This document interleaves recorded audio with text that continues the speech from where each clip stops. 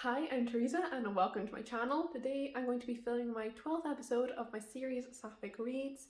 This is a series where I recommend to you 5 of the Sapphic books I've read and loved recently, though I have fallen a bit behind on the series, so some of these are from last summer, but we move.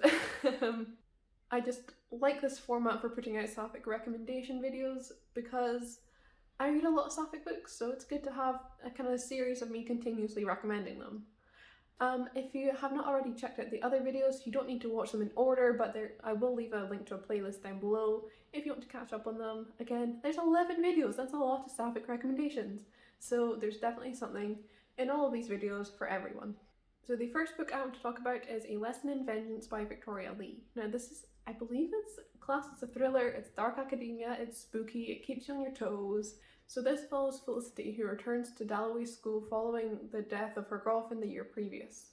And in this previous year, Felicity had gotten involved in the cult in these unexplained deaths of 5 girls who were claimed to be witches in the school's history.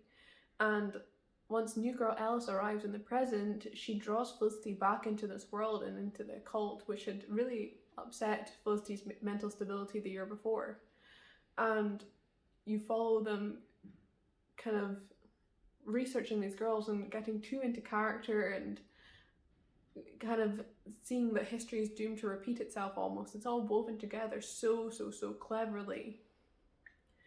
And these 2 girls, there's a romance there, and it's intense and it's haunting and it's so good. Like, what struck me about this book so much was the atmosphere. It's so disquieting and haunting, and it just lures you in, and like it's definitely a slow burn book, so don't expect like thriller action from the beginning, but the way it builds up and draws you in is so clever, and then it just hooks you and you can't let go. I so thoroughly enjoyed my time reading this, and I can't say too much because obviously it's a thriller and I don't want to give things away, but Felicity is an unreliable narrator, and that is one of my kind of favourite archetypes in a book, and it just works so well here. Like, Victoria Lee uses that so well to their advantage, and I just could not stop reading this. I loved it so much. It was so good.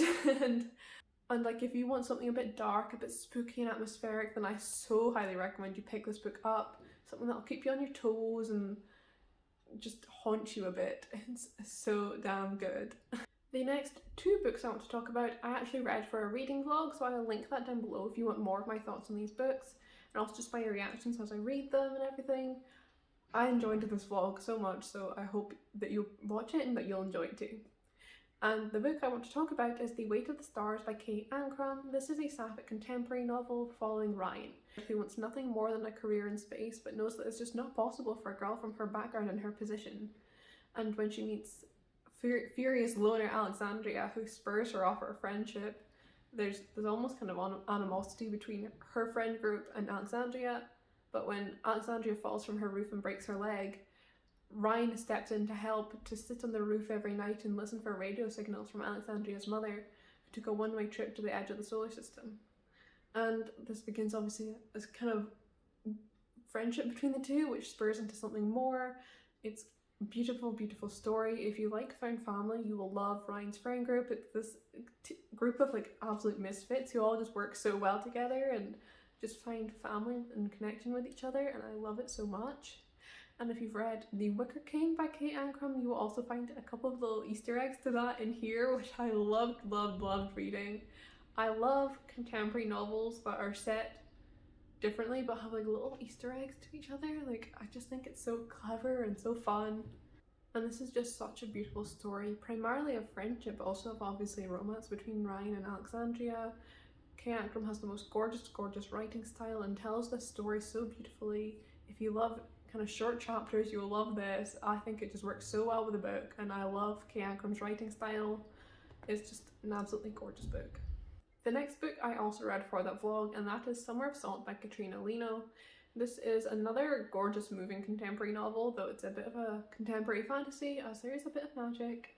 And first of all, I love contemporary with just a little hint of magic, hint of something unusual. I just think it works so well. So I was so excited to read this book, and I'm glad to say I loved how the author dealt with this, and I just thought she pulled it off perfectly.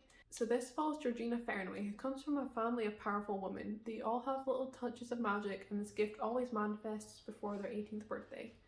But as Georgina's birthday draws nearer and her gift continues to not manifest, she begins to worry if she will ever receive one.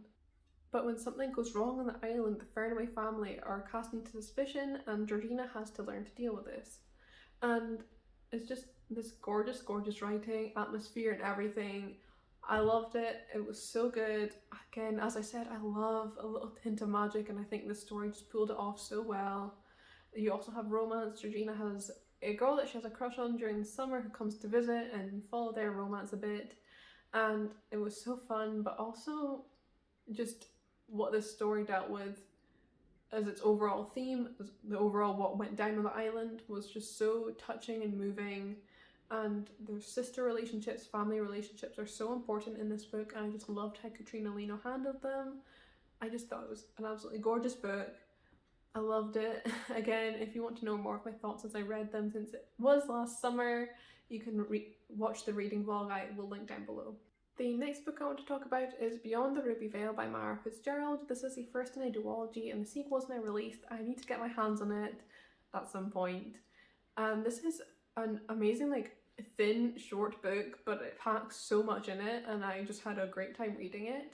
This follows Emanuela, who lives in this kind of city which is surrounded by a blood-red veil, and they never leave Veil. They just all stay in their city, and Emanuela comes from this powerful family, and she is marrying her best friend, who also comes from a very powerful family, and through this she will achieve what she wants most: power. It's not a love match, they are both gay, but she will get exactly what she wants. But Emanuela has a secret. She has a tiny omen on her skin that she has kept hidden for years.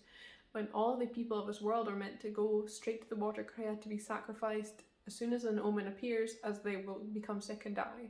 And this is the only way that water can be made. But Emanuela keeps the secret, and when she's exposed by the water Krea on her wedding day, she fights back and she kills her. And as such, there's no one left that can make water for this world. So Manuela and Alessandro are on the run from the people trying to hunt them down, but also trying to find water to save their people. And you follow them going through the blood veil and uncovering what's on the other side.